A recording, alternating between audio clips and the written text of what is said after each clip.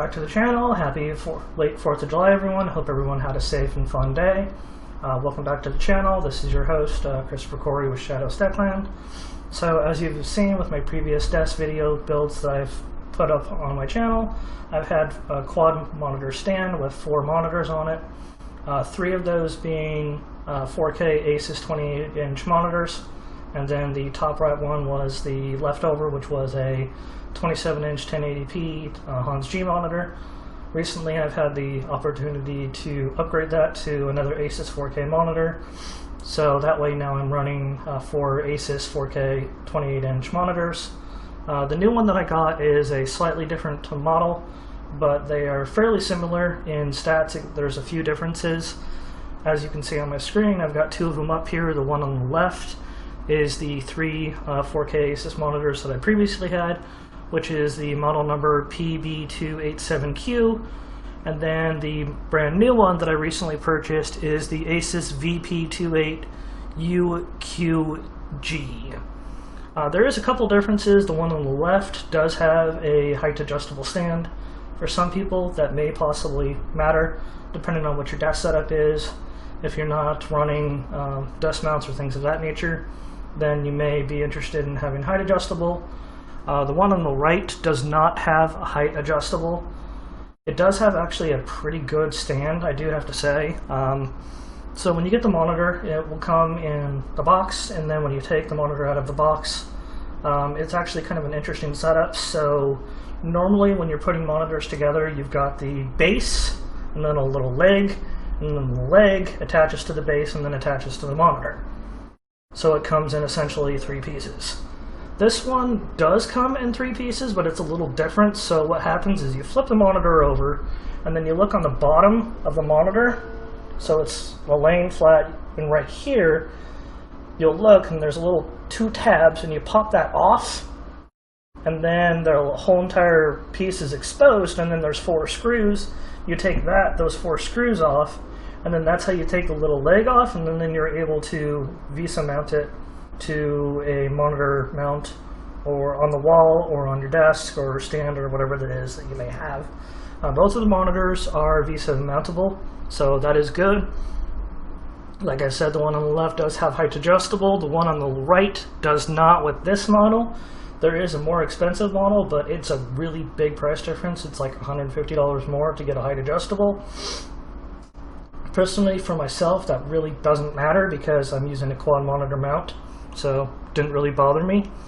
The couple other differences that I have been able to notice is the one on the right, the ASUS VP28UQG. That one does have Freesync technology, so if you are running an AMD card, you can definitely take advantage of that.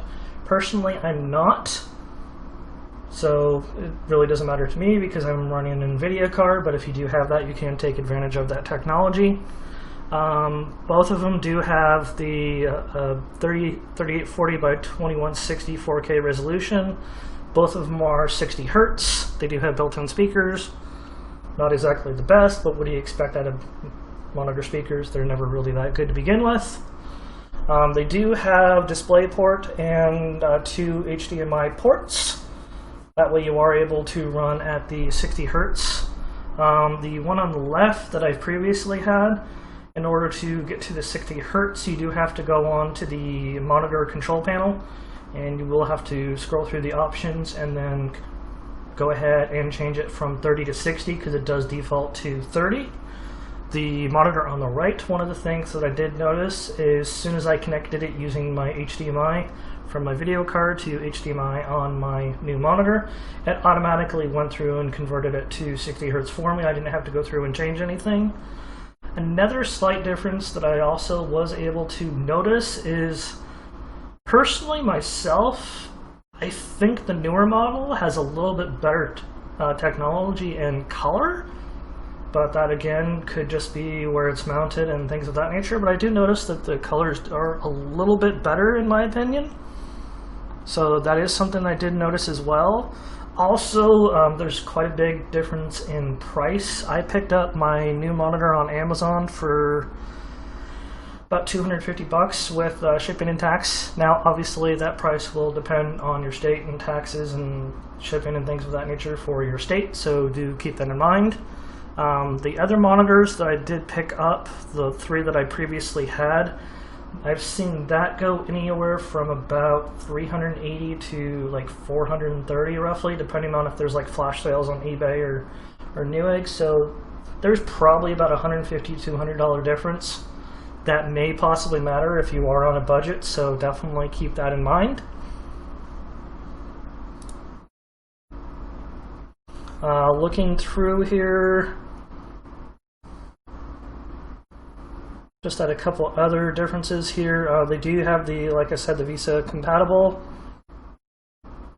That does have picture-in-picture, which is pretty nice. I haven't used that personally myself.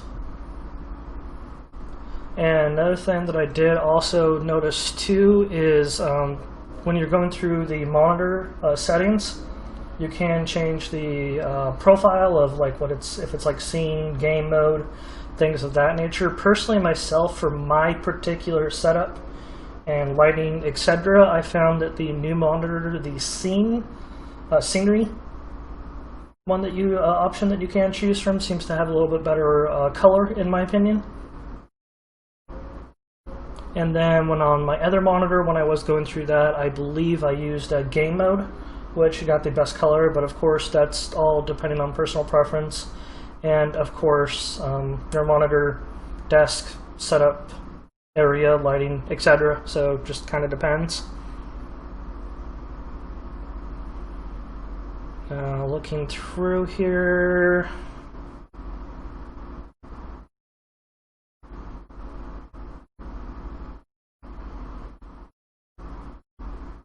Brightness. Trying to see if there's any other differences here.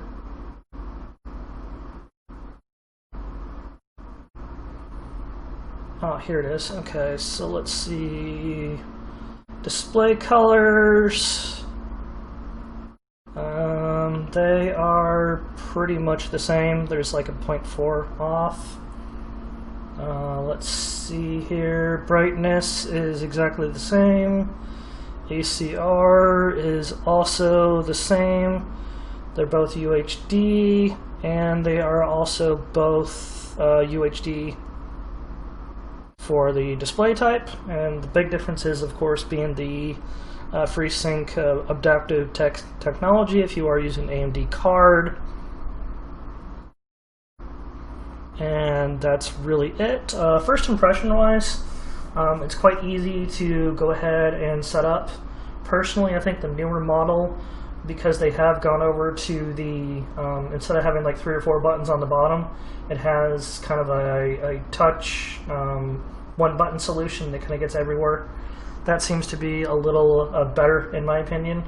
Some people don't really like that and find it annoying. Again, that's personal preference. I find it quite easy myself and to go through the menus and get everything set up to my personal preferences. I think that this probably, in my opinion, I mean, for being a roughly $50 to $300, depending on where you are, monitor, I think it's a great monitor for the price. Obviously, if you were using an NVIDIA card, you might want to look at a similar model that has the G-Sync technology. That way you can take advantage of that with an AMD card. But overall, I really do like this monitor, and it is really a good monitor that I would personally recommend for someone looking to get into a better monitor. Now, I do this for, this monitor is not a monitor I use for gaming, even though you could use them for gaming. I do have one 4K monitor that I dedicate to gaming. Both ASUS monitors are great. Granted, they are only 60 Hertz, but personally myself, I mean, it runs games great within my EVGA 1070 video card, which I do have overclocked even further than from the factory, which already is overclocked. But besides that, I would highly recommend this monitor. I will leave a link in the description for both of my monitors. That way you guys can take a look at it for yourself and decide which one's better. But besides that, I definitely would highly recommend it. And if you guys have any other further questions, definitely feel free to reach out to me on my social media, which I will leave a link in the description. Otherwise, you can definitely join my Discord community and me up there with any questions, and I do stream on Twitch every Monday, Wednesday, Friday. Thanks everyone, and have a good day.